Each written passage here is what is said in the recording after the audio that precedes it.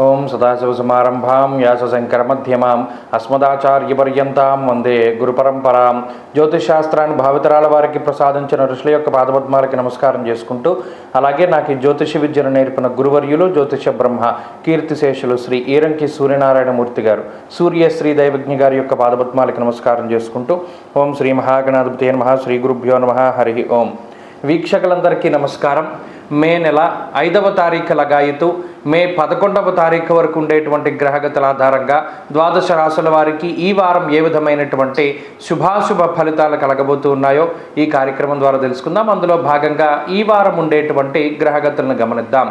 ఈ వారంలో శుక్రుడు రవి గ్రహం మేషరాశి యందు సంచారం చేస్తూ ఉండగా, వృషభ రాశి యందు గురుగ్రహం యొక్క సంచారము, అలాగే కన్య యందు కేతువు, కుంభరాశి యందు శనేశ్వరుని యొక్క సంచారము, మీనరాశి యందు కుజ బుధ రాహుగ్రహాలు సంచరిస్తూ ఉండగా, చంద్రుడు మీన మేష వృషభ మిథున రాశుల్లో సంచారం చేస్తూ ఉన్నారు.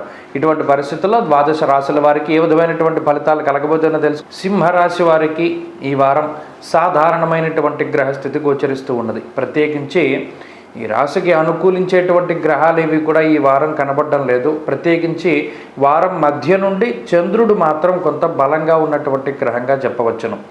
సప్తమ స్థానమందు శనేశ్వరుడు, అష్టమ స్థానమందు కుజ రాహు బుధ గ్రహాలు, భాగ్యస్థానమందు రవి శుక్రులు, దశమ కేంద్రంలో గురుడు. ఇలా చెప్పుకుంటూ పోతే ప్రతి గ్రహము కూడా కొంత వ్యతిరేకించేటువంటి స్థానంలోనే ఉన్నది. ఈ సందర్భంలో సింహరాశి వారికి నిర్ణయాత్మకమైనటువంటి శక్తి లోపిస్తూ ఉంటుంది. అనగా ఒకసారి ఒక నిర్ణయం తీసుకుని మరలా దాన్ని వెనక్కి తీసుకుంటూ ఉంటారు, మళ్ళీ దాన్ని ముందుకు తీసుకుంటూ ఉంటారు. అంటే ఒక నిర్ణయం మీద స్టాండ్ అయ్యేటువంటి పరిస్థితులు సింహరాశి వారిలో ఉండవు. దీన్నే వేవరింగ్ మెంటాలిటీ అంటారు. అంటే నిలకడలేనటువంటి మనస్తత్వం.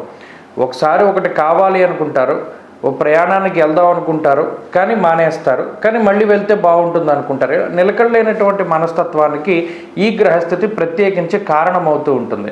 అంతేకాక కొంత అధికమైనటువంటి ఖర్చు, ఎప్పుడూ లేనటువంటి విధంగా కొన్ని సందర్భాల్లో దోబరా ఖర్చు చేయడానికి కూడా ఈ గ్రహస్థితి కొంత ప్రేరేపిస్తూ ఉంటుంది.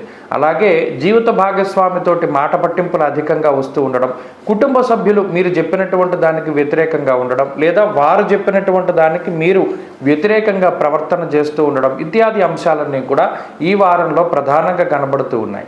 ఇది ఒత్తిడితో కూడి ఉండేటువంటి వాతావరణం. ప్రత్యేకించి అష్టమ స్థానంలో ఎప్పుడైతే కుజరాహువులు కలిసి ఉంటారో ఏదో ఒక ఆరోగ్యపరమైనటువంటి ఇబ్బంది, ప్రత్యేకించి అది పెద్దదా చిన్నదా అన్నది పక్కన పెడితే ఏదో ఒక ముళ్ళు దిగడం దగ్గర నుండి తలకాయ పోటు వరకు ఏదో ఒక అనారోగ్య సమస్య కంటిన్యూస్గా ఉంటుంది. అయితే దీనివల్ల ఏమవుతుంది, దినచర్యలో మార్పులు వస్తూ ఉంటాయి. ప్రత్యేకించి సింహరాశి వారు ఏదైనా ఒక ప్రణాళికాబద్ధంగా ముందుకు వెళదాం అనుకుంటే అసలు అది ప్రణాళికాబద్ధంగా ముందుకు వెళ్ళనివ్వదు ఈ గ్రహస్థితి. ప్రతిదీ కూడా ఆ టైం దాటిపోతూ ఉంటుంది. ఈ పలానా సమయానికి ఇది చేద్దాం, రోజువారీ టైం టేబుల్ ఎలా పెట్టుకుందాం అని అనుకుంటే అసలు దాని ప్రకారంగా ఈ గ్రహస్థితి ముందుకు వెళ్ళనివ్వదు. ప్రత్యేకించి స్థానచలనానికి సంబంధించినటువంటి విషయాలు, ఉన్న ప్రాంతం నుండి వేరే ప్రాంతానికి వెళ్ళవలసి రావడం, ఉద్యోగ వ్యాపారాల రీత్యా కొంత అధికంగా శ్రమ పడవలసి రావడం, లేదా ఉద్యోగ వ్యాపారాల్లో ఎక్కువ సమయాన్ని గడుపుతూ ఉండేటువంటి పరిస్థితులు, కొత్త కుటుంబానికి దూరంగా ఉండేటువంటి పరిస్థితులు ఇత్యాదివన్నీ కూడా సింహరాశి వారిలో కనబడుతూ ఉన్నాయి. అయితే దీనివల్ల ఏమవుతుంది ఈ గ్రహస్థితి వల్ల అంటే, ఒకటి మానసిక ఒత్తిడి, శారీరక శ్రమ, ఖర్చు ఇవి కొంత అధికంగా ఉంటాయి. అయితే ఒక మంచి విషయం ఏంటి అంటే, శ్రమకి తగినటువంటి ఫలితం మాత్రం సింహరాశి వారికి వస్తుంది. ఉద్యోగపరంగా వ్యాపారపరంగా మిశ్రమమైనటువంటి ఫలితాలే కనబడుతూ ఉన్నాయి.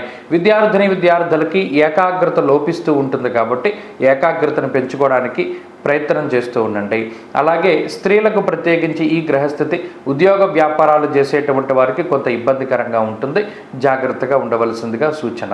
సింహరాశి వారి ఈ వారం మరింత అనుకూలమైనటువంటి ఫలితాన్ని సాధించడానికై సూర్యారాధన చేస్తూ ఉండడం చెప్పదగినటువంటి సూచన. ఈ వారంలో కలిసి వచ్చేటువంటి రోజు బుధవారంగా చెప్పవచ్చును.